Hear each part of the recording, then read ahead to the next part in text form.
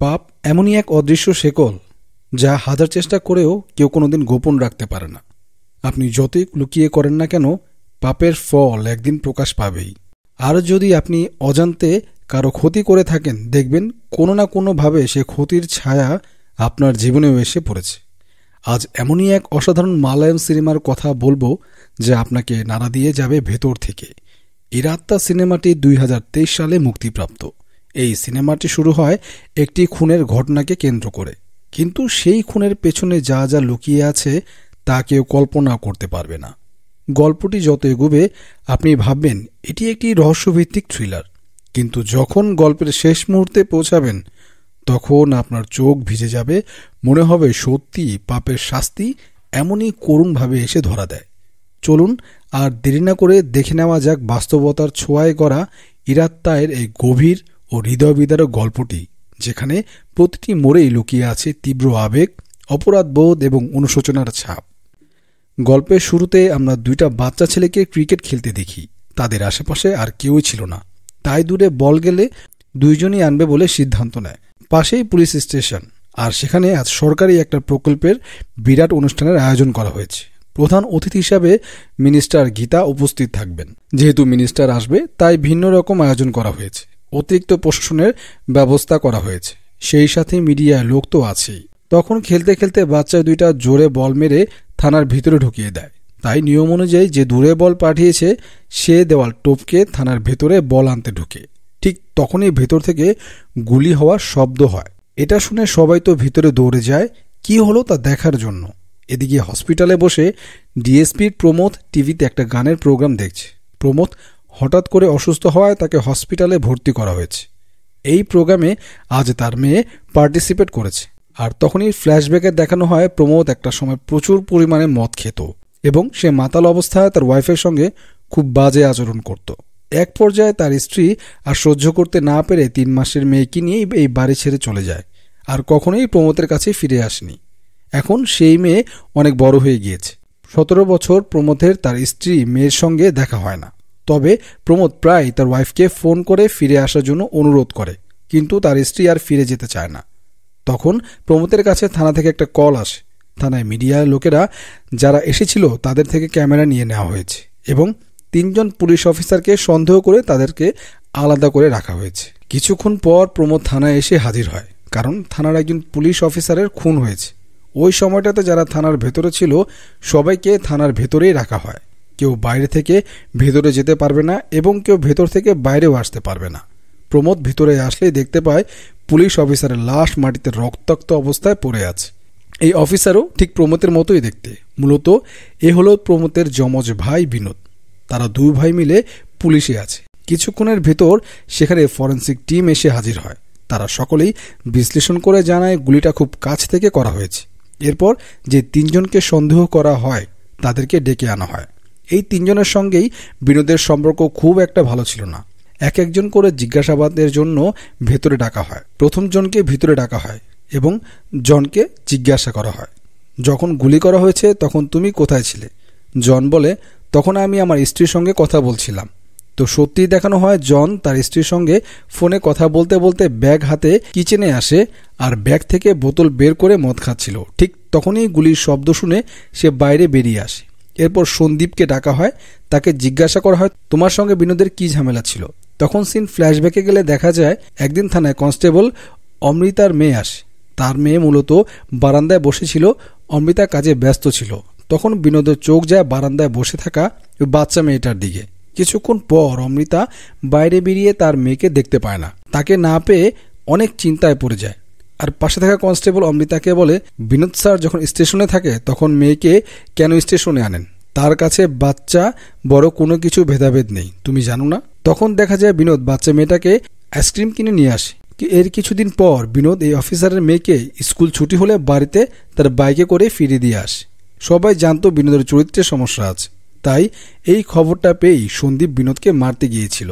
তবে ওই দিন বিনোদের কাছে সন্দীপ আচ্ছা মতো ধোলাই খেয়েছিল। এই ছিল তাদের ভেতরকার ঝামেলা। সিন বর্তমানে আসলে সতীশকে ডেকে পাঠানো হয়। তারপর তাকে জিজ্ঞাসা করা হয় তোমার সঙ্গে বিনোদের কি সমস্যা ছিল। সিন আবার ফ্ল্যাশব্যাকে গেলে জানা যায় একদিন রাতে তারা সবাই মিলে একটা লজে গিয়েছিল জুয়া খেলতে। বিনোদ মাতাল অবস্থায় জুয়া খেলে তার সব টাকা হেরে যায়। তারপর সে তার নিজের বাইকটা জুয়াতে দিয়ে দিতে চায়। এমন পরিস্থিতিতে সতীশ বিনোদকে সেখান থেকে ফিরিয়ে আনতে চাইলে বিনোদ মাতাল অবস্থায় তাকে যাচ্ছে না তাই অপমান করে সেখান থেকে বের করে দেয়। তো যাই হোক, কিছুক্ষণ পর বিনোদ বেরিয়ে এসে দেখে একটা ছেলে আর একটা মেয়ে লজে স্টাফদের সাথে খুব ঝামেলা করছে। তখন বিনোদ গিয়ে বলে কি হয়েছে। তারা জানায় লজের স্টাফ লুকিয়ে লুকিয়ে তাদের ভিডিও করছিল। তখন বিনোদ বলে ওঠে, তোমরা লজে যা খুশি তাই করতে পারো। আরও বলে, ভিডিও করলে কি সমস্যা। তখন ছেলে মেয়ে দুইজনে রেগে গিয়ে বিনোদকে যাচ্ছে না তাই বলতে শুরু করে, যার কারণে বিনোদ রেগে গিয়ে ছেলেটাকে লাথি মেরে দূরে ফেলে দেয়।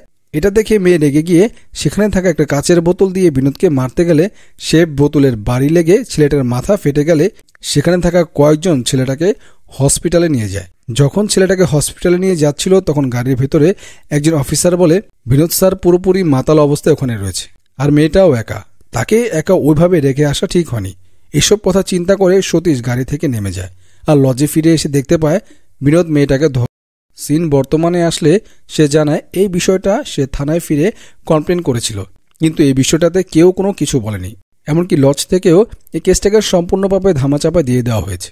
এরপর তারা থানার সমস্ত সিসিটিভি ক্যামেরা, দারোয়ান সবাইকে জিজ্ঞাসাবাদ করার পরও এই কেসের কোনো রকম ক্লু পাওয়া যাচ্ছিল না। এরপর অফিসার সতীশের কাছে প্রমোদ আর বিনোদের ভিতর দুই ভাই সম্পর্কে কেমন সেটা জানতে চায়।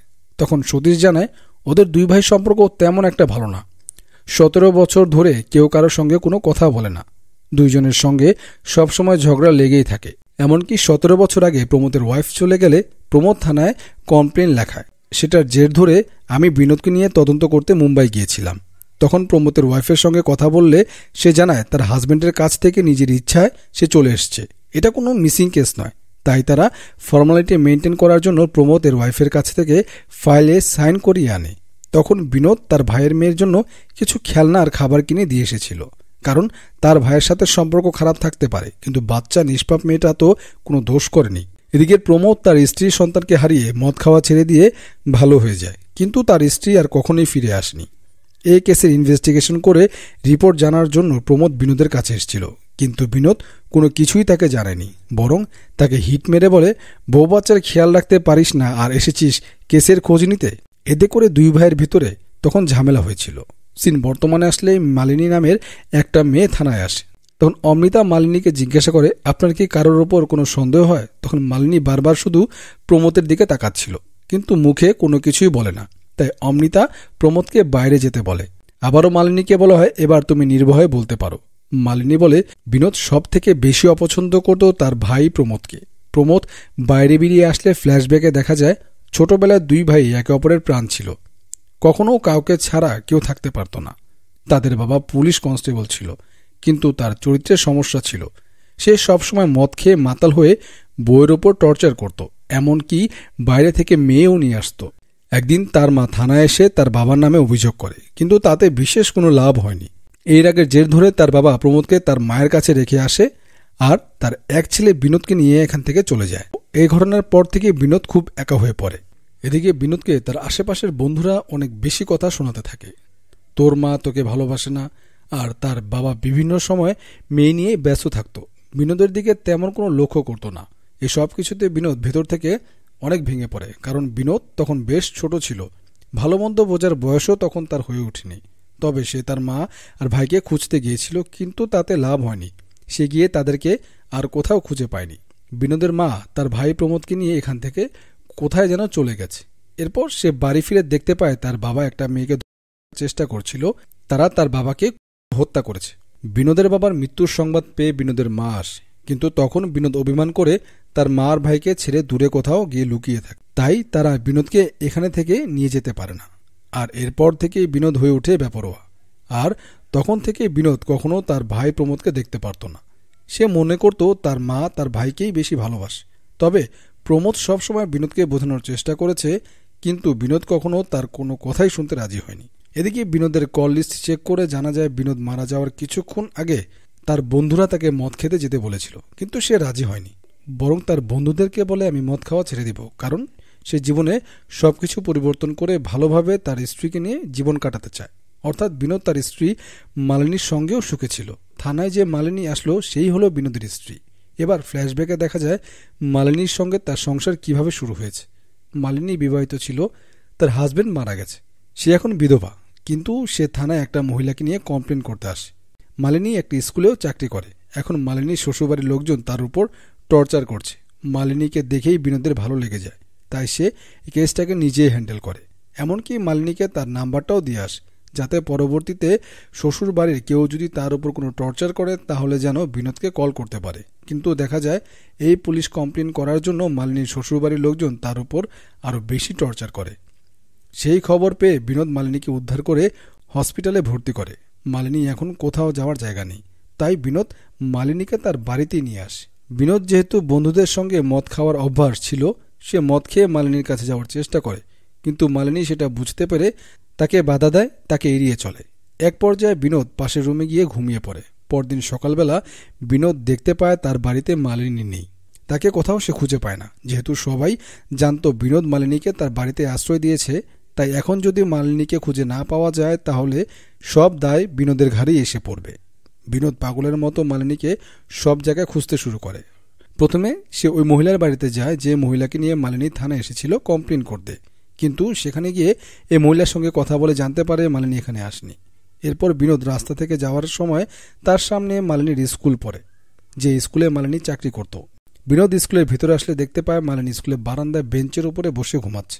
বিনোদ গতরাতে তার আচরণের জন্য মালিনীর কাছে ক্ষমা চায় এবং এটাও বলে, তোমার যদি কোথাও যাওয়ার থাকে তাহলে তুমি আমাকে বলো, আমি তোমাকে সহি সালামতে সেখানে পৌঁছে দিব। কিন্তু মালিনী কোথাও যাওয়ার জায়গা নেই, তাই বিনোদ তাকে রিকোয়েস্ট করে, তুমি আবারও আমার সঙ্গে ফিরে চলো, আমি কথা দিচ্ছি এমন ভুল আর কখনো তোমার সঙ্গে আমি করব না। আর এক পর্যায়ে মালিনী বিনোদকে বিশ্বাস করে আবারও তার বাড়িতে ফিরে আসে। এরপর বিনোদ মালিনীকে রঙিন শাড়ি কিনে দেয় এবং আবারও তাকে স্কুলে ভালোভাবে আগের মতো কন্টিনিউ করতে বলে।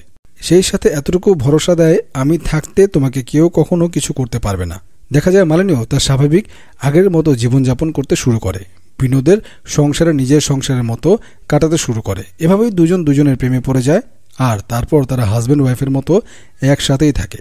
বিনোদ সিদ্ধান্ত নিয়েছে সে মালিনীকে বিয়ে করবে, আর মালিনীও তাকে এখন বিয়ে করতে রাজি। তবে এর মাঝে বিনোদ তার ছোটবেলার সব দুঃখের কথা মালিনীকে খুলে বলে। এরপর সিন বর্তমান আসলে দেখা যায় প্রেসের লোকজন প্রাইম মিনিস্টার গীতাকে ঘিরে রেখেছে। খুন হওয়ার 6 ঘন্টা পার হয়ে যায়। রাত হয়ে যাওয়ার পরও থানার ভেতরে এক পুলিশ অফিসার খুনের কোনো সুরাহা এখনও কেউ করতে পারেনি। মিডিয়ার চাপে জনগণের সামনে গীতা কথা দেয়, যতক্ষণ না এই কেসটা সমাধান হবে ততক্ষণ আমি কোথাও যাব না। অন্যদিকে প্রমোদকে পুলিশ টিম সন্দেহের তালিকায় রাখে। প্রমোদ বুঝতে পেরে সবাইকে বলে, আপনারা আমাকে সন্দেহ না করে আমাকে এই তদন্ত টিমে রাখুন। আপনারা ভুলে যাবেন না ও আমারও আপন ভাই, ওর সঙ্গে কি হয়েছে এটা আমারও জানা দরকার। তারপর তার কথা বুঝতে পেরে তদন্ত টিম প্রমোদকে তাদের সঙ্গে রাখে। এরপর প্রমোদ কনস্টেবলের কাছে গিয়ে জিজ্ঞাসা করে, তোমার সঙ্গে শেষ কখন বিনোদের দেখা হয়েছিল? তখন কনস্টেবল জানায়, আমি টয়লেটে যাচ্ছিলাম, তখন আমার পিস্তলটা স্যারের কাছে রেখে গিয়েছিলাম। এরপর গুলির শব্দ পেয়ে আমি বাইরে এসে দেখি স্যারের এই অবস্থা। এরপর প্রমোদ সিসিটিভির ক্যামেরা চেক করে দেখতে পায় জেলে ওই সময় যে কয়েদি ছিল সে তখন জেলে ছিল না। তাই ওই কয়েদির কাছে যায় আর তাকে মারধর করে জানতে চায়, যখন এই ঘটনা ঘটেছে তুই কখন কোথায় ছিলি? তখন এই কয়েদি বলে, যখন কনস্টেবল তাড়াহুড়া করে বাথরুমে যাচ্ছিল তখন তার পকেট থেকে সেলের চাবিটা নিচে পড়ে যায়। আমি ওই চাবিটা নিয়ে তালা খুলে বের হই। যখন দেখি গুলির শব্দ হয়, সবাই ছুটাছুটি করছে, তখন আমি ভয় পেয়ে আবারও সেলের ভিতরে চলে আসি, যাতে কেউ আমাকে ভুল বুঝে সন্দেহ না করে। এই কথা শুনে প্রমোদ আবার সিসিটিভির ক্যামেরা অন্যান্য ফুটেজগুলো খুব সূক্ষ্মভাবে পর্যবেক্ষণ করতে থাকে। তখন সে দেখতে পায় 2টা ছেলে ক্রিকেট খেলছিল। অন্যদিকে মিস্টার গীতা বলে যে 3 জনকে তোমরা সন্দেহ করছো তাদেরকেই আসামি বানাও, কারণ আমার দ্রুত বাড়ি ফিরতে হবে। এই কথা শুনে অমৃতা কোনোভাবেই এ কাজ করতে রাজি হয় না, কারণ কোনো প্রমাণ ছাড়া সে একজন অফিসারকে অপরাধী বলতে পারে না। তখনই সেখানে প্রমোদ এসে বলে, বিনোদকে কেউ মার্ডার করেনি, সে নিজে সুসাইড করেছে। তখন মিনিস্টার জানায়, তুমি কোন ভিত্তিতে এ কথাগুলো বলছো, তার প্রমাণ কি? তখন প্রমোদ জানায়, ওর বডিতে কোনো ক্ষতচিহ্ন নেই, আবার গুলি করা হয়েছে খুব কাছ থেকে।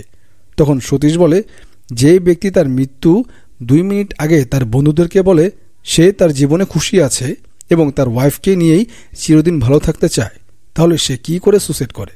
তখন প্রমোদ ওই যে বাচ্চা 2টা যারা থানার বাইরে ক্রিকেট খেলছিল তাদের 2 জনকে ভিতরে ডেকে আনে এবং সবাইকে বলে 2 জন হলো বিনোদের প্রত্যক্ষদর্শী।